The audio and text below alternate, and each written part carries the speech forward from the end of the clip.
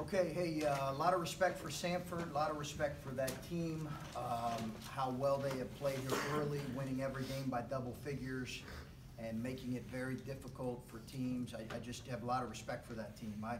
I would be surprised, now they're in a really good league, but I would be surprised if they don't have a really solid year. So tremendous respect for their kids, their team, the way they played. And you know, they had shown their defense, but they had not shown it consistently. And I think they probably were committed to playing it the whole game unless we just came out and really shot the lights out. Clearly we did not do that. So they stayed in it, and I thought our guys responded well, you know, after taking some time to adjust to it. So, proud of our guys, and you know, proud of this win. We got a long ways to go. We know that. We have to get a lot better at attacking zones and a lot better at a lot of things. But really proud of this win.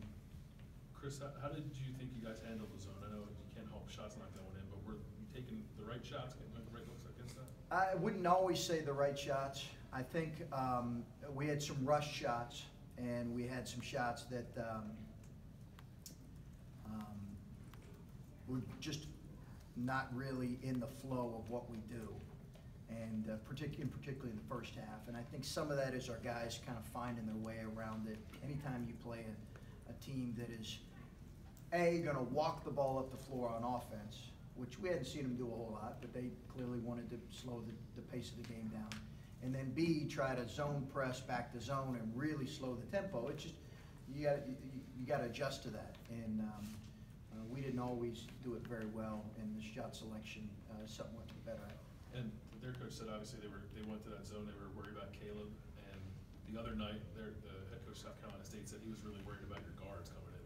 Yeah. Is it a good thing that, you know, yeah, teams are scouting you when they're worried about not just one key guy and the whole team guy? Yeah, I think that's got to be the balance of our team, right? Is what we said is the strength of our team, and you want to answer this? Whose phone is this? Is that yours? Oh, okay. No, that's our phone. I think it was Amanda. You know what it's okay. Just leave it up here now if you want.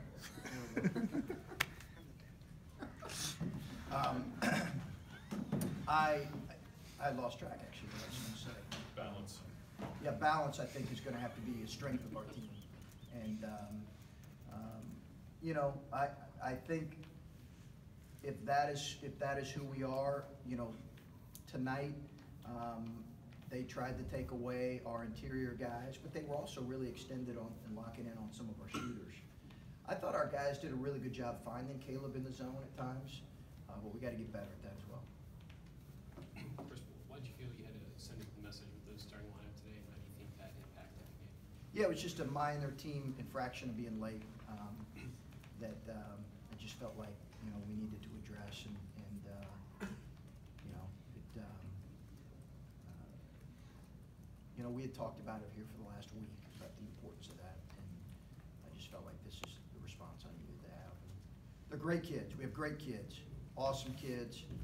They took it in stride and move on. It seems like there's a lot of things that you can take out of this game that might help you down the road, whether it's something like that, or not overlooking a team, or not saying that you were, but just it seems like there's a lot of things maybe you needed a game like this. Did you feel that way? Yeah, I do. One, I think they're going to win some games and be a quality team and have a quality season. And two, I think that playing a team that has this different of a style, they came in obviously very confident, being 5-0, and we gave them some life there early. But I do think there's a lot that can be taken from this game, and I'll watch film and see. Like I said, there's so much we have to do a better job of converting in transition when we're at an advantage. Like, we've got to do a better job of that, and I clearly have not put our guys in enough positions in practice to where we're working on those types of situations, because we are really bad at converting in advantage 2-on-1, 3-on-2 situations. So there's a lot that we have to get better on, and but a lot to take from this game. You had talked about winning not getting in the way of progress after last game, and then you come out and you're down at the half this time. Does that sort of all go into one in your mind? Yeah, I think that our guys really had a real healthy respect for this team, and part of it's because they watching tape, and our assistant coaches did a really good job preparing them for that. But I hope that's what we do every game, that we do not allow winning to in any way, we don't want to confuse winning with growth and progress. And I think that can get confused with teams, particularly young teams. And that is the challenge in front of us right now, is to not let that happen. Did you see when CJ made that play, did you sort of feel a sense that the team had sort of turned around in the second half and he saved the ball and led to the fast break? I think it was a momentum play for sure because the energy around our crowd. I mean, it was a fantastic series of saves by he and I think Luther. He was somehow involved, and I had my eyes shut for most of it.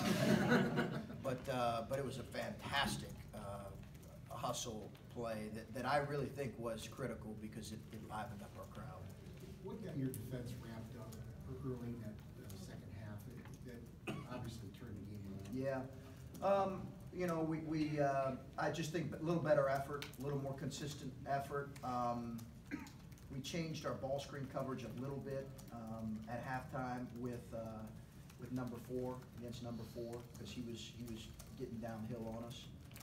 But I just think our guys recognize that we don't.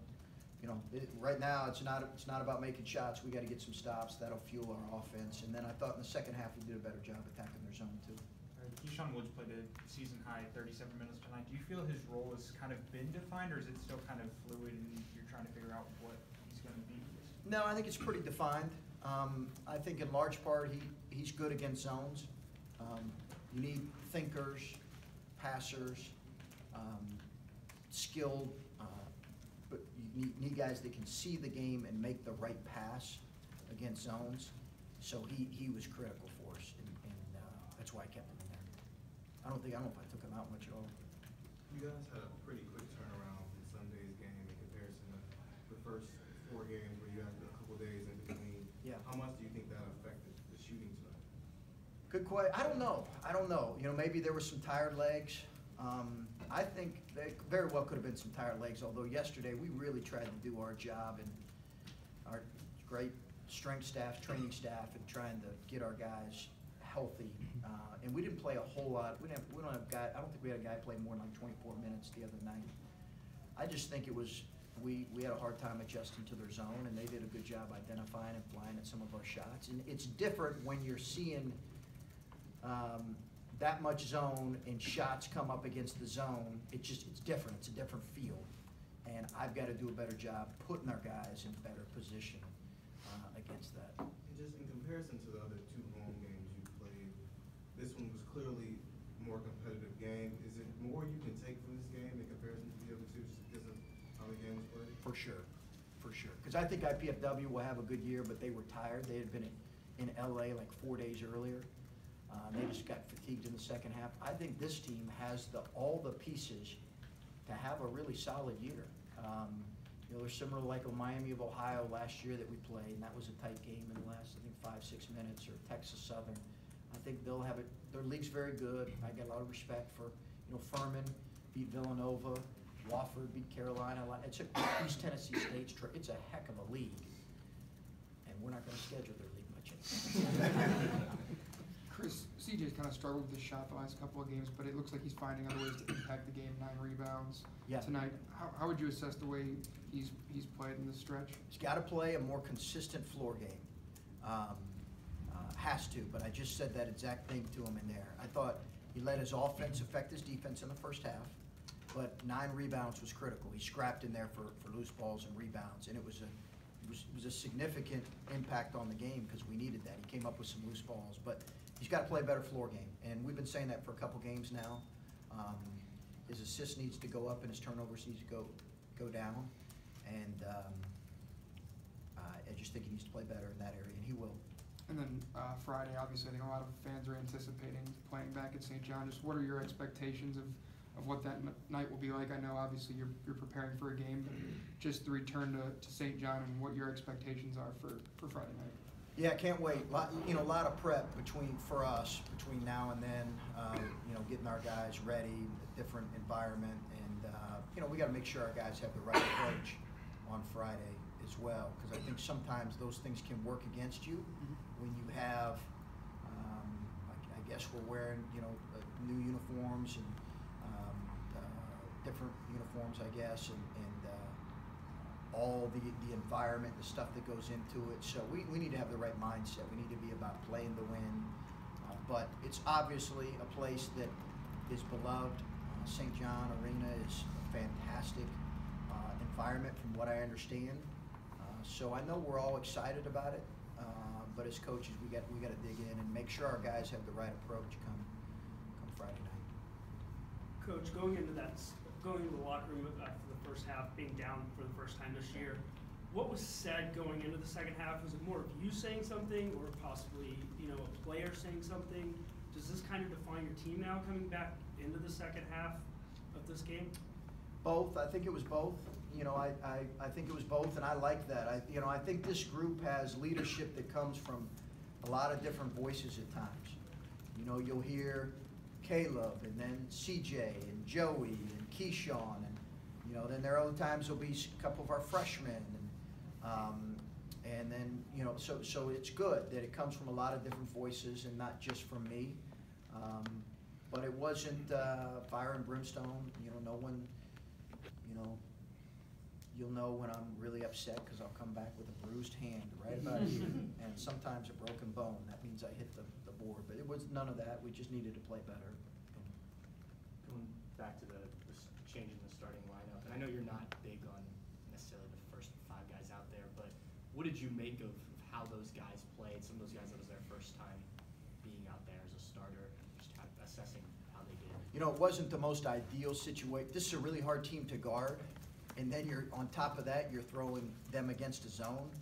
So it was not the most ideal situation to put them in. And I thought about that, but I just still felt like it was the right decision. But it was not. I thought they did fine. I really thought they did fine. But in their defense, that's a little bit difficult. You're going against zone, which you've seen mostly man, and then you're playing a team that's very hard to guard. Does that send a little bit more of a message that you were willing to do it against a team like this, maybe? That you'll have to ask them that.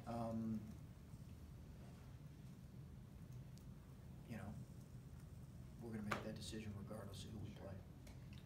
You guys were able to actually announce your signees for the class of 2019 today. I just wonder if you could comment on the 3 guys that you signed and 3 that you signed. Super excited. I'm really excited about our team. I'm really excited about those 3 guys, but I'm excited about our team. And the reason I say that is I don't think these 3 young men decide to come to Ohio State if it's not without the relationship they have with those guys in the locker room. So it is obviously a recruiting class that we're really excited about, that we put a lot of work and time. Our staff was tremendous and tireless in their work ethic, and it was some nasty recruiting battles. we could sit here and talk about that for days, but we're super excited about those 3. But I give our players a lot of credit.